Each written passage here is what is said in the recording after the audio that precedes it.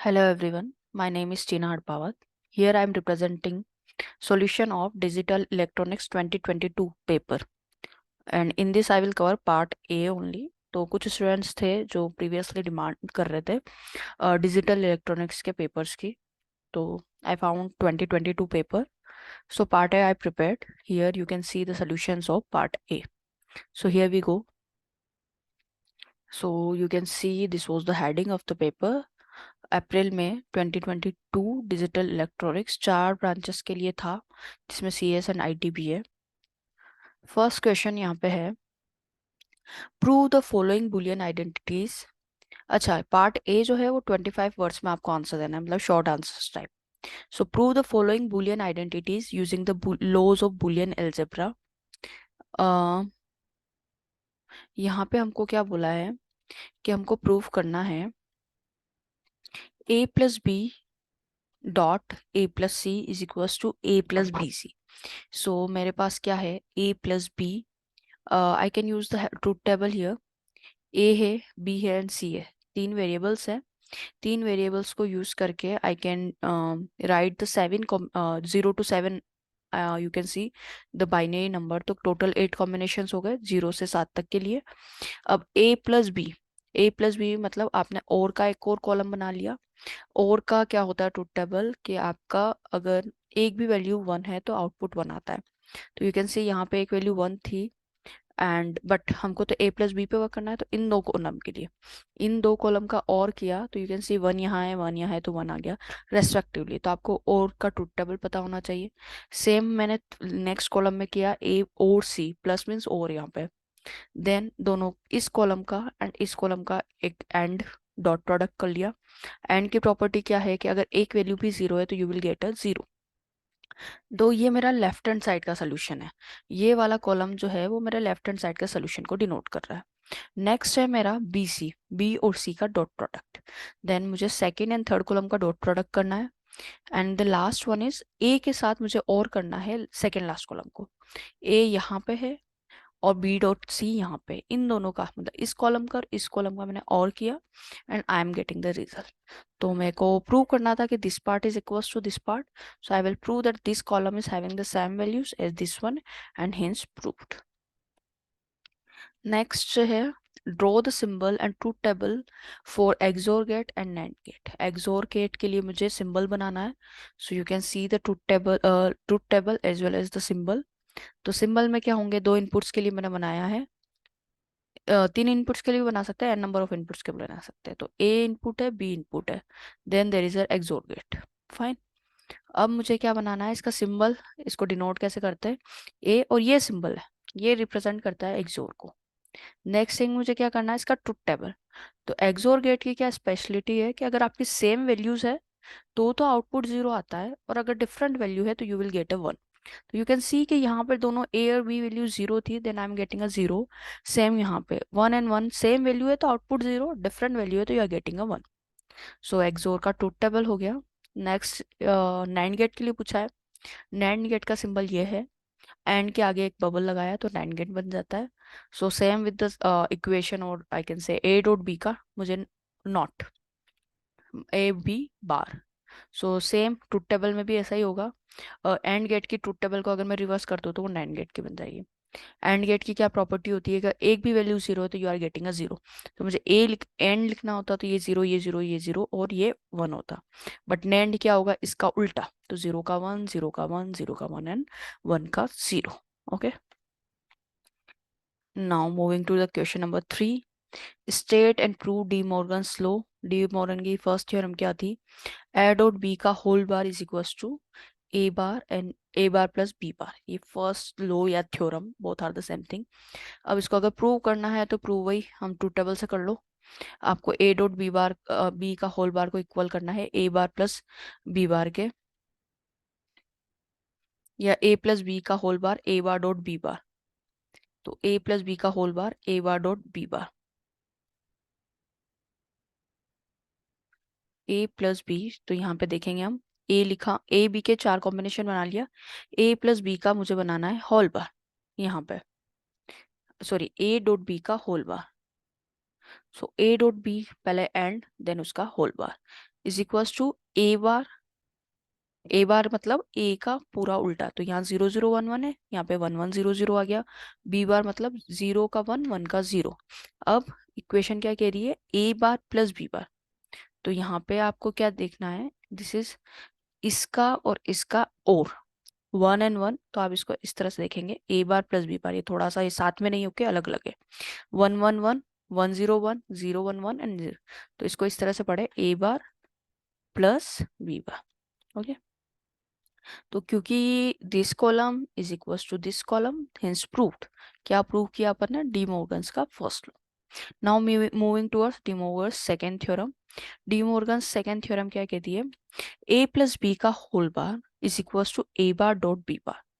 Okay, हमने same वही truth table के थ्रू प्रूव करना चाहा, तो ए प्लस बी का होल बार मतलब हमने बेसिकली नोर गेट लगाया है। ए प्लस बी इज और का इन्वर्ट इज नोर। नोर की ट्रुथ टेबल से we will find this output, the greyish one. Now A bar dot B bar, A bar dot B bar, A bar is inversion of this one, B bar is inversion of this one, and दोनों का dot product. Again यहाँ पे mistake है, ए bar dot B बार आपको अलग लिखना है, ठीक है। तो इन दोनों का एंड करेंगे तो 1, यहाँ पे एक 0 आते ही 0 0 and then 0, so you are getting 1 0 0 0।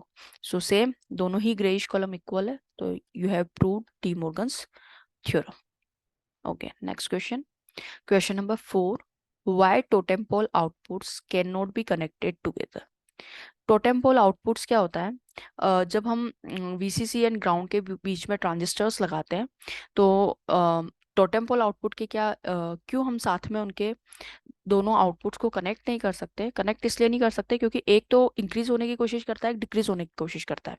If the output are in opposite states, मतलब एक पुल डाउन हो रहा है, एक पुश डाउन हो रहा है, then excessively high currents can damage one or both devices, and that's why you can't connect the totem pole outputs. तो अगर आपको ज़्यादा totem pole के बारे में जानना है तो you can go through the book on that. Basic इसका अगर 25 वर्ड्स में मुझे रीजन देना है तो आई कैन, और मुझे ज़्यादा एक्सेस करना है, मेरे पास टाइम है, तो I can draw a diagram also.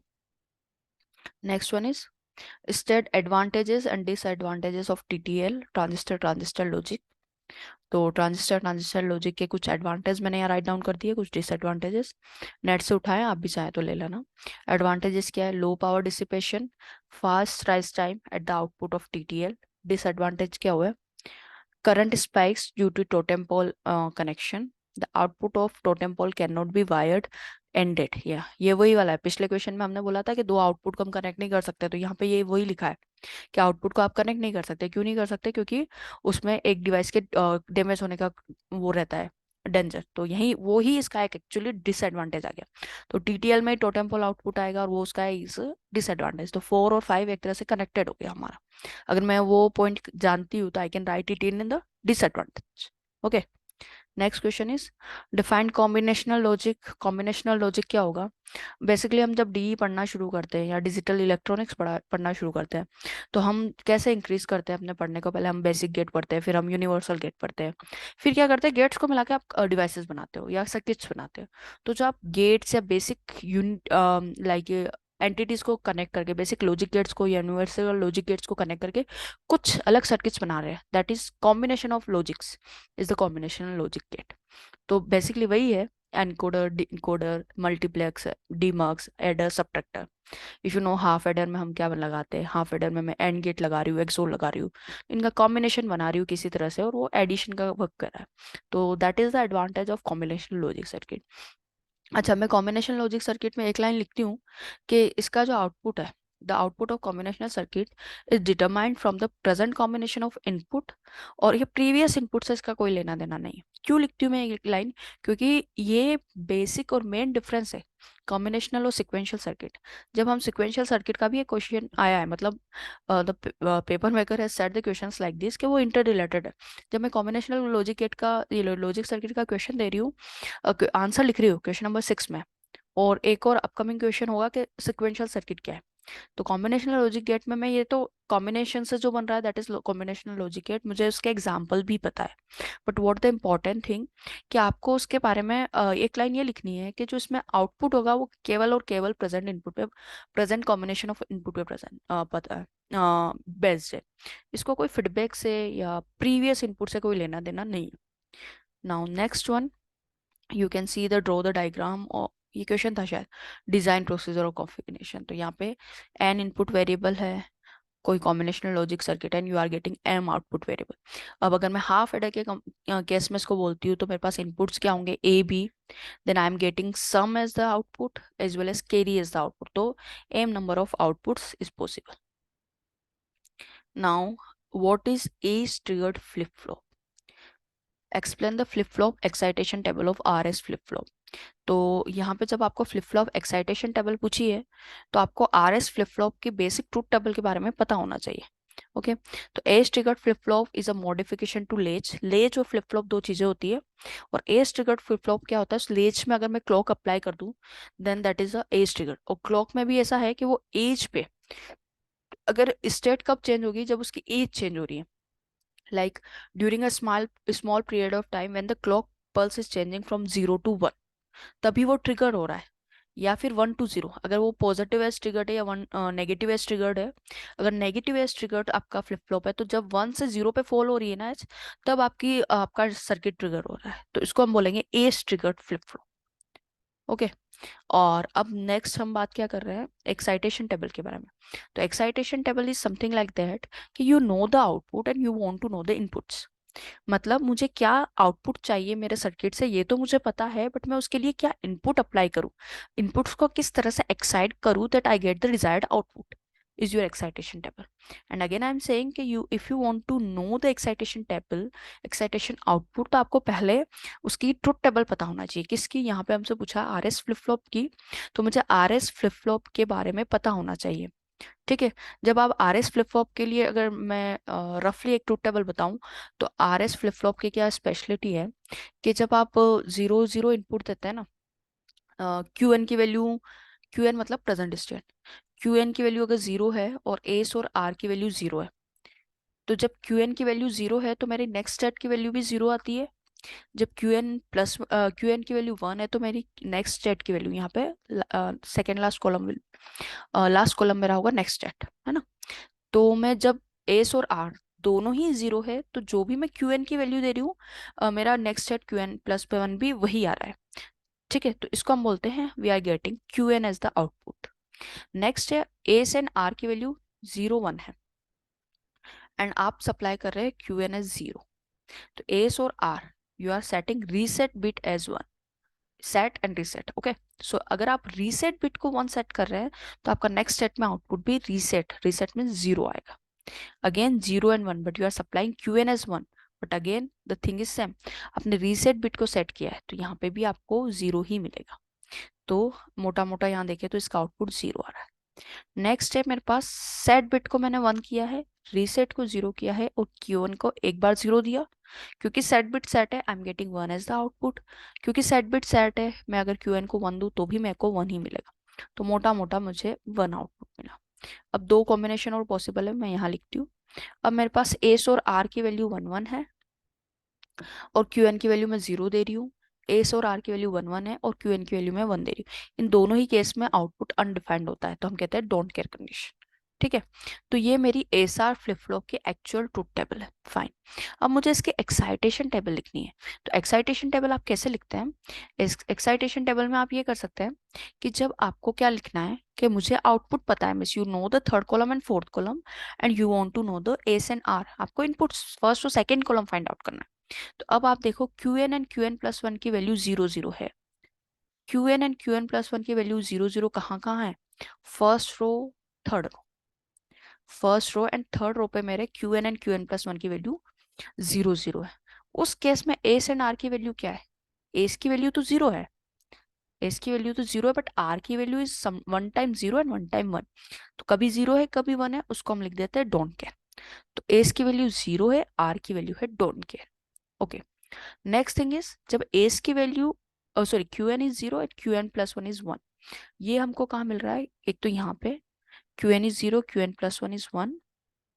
एक और कहाँ पे ऐसा, ऐसा और कहीं नहीं है। तो क्यू एन 0 है, क्यू एन प्लस 1 1 है, तब एस और आर की वैल्यू है 1 0। ओके, सेकेंड रो हमारी, फाइन।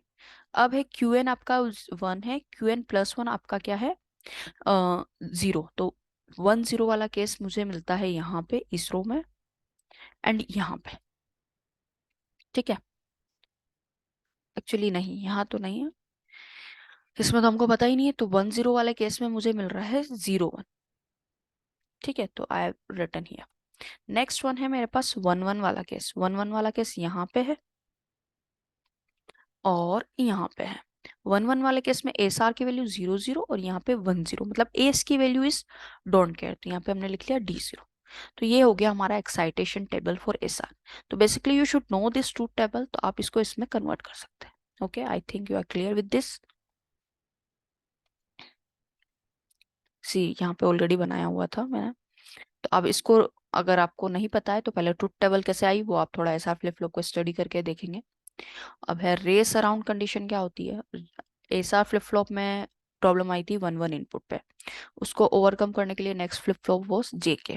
अब जेके फ्लिप फ्लॉप में क्या हो रहा है कि जब both inputs are 1, last and second last rows कि जब आप जे और के बोथ इनपुट्स 1 देते हो और क्लॉक जब 1 होती है तो क्या होता है, आउटपुट टॉगल करता है, कभी 1 शो करता है कभी 0 करता है। तो मतलब आउटपुट इज अनस्टेबल और अनसर्टेन। इस कंडीशन को हम बोलते हैं रेस अराउंड कंडीशन।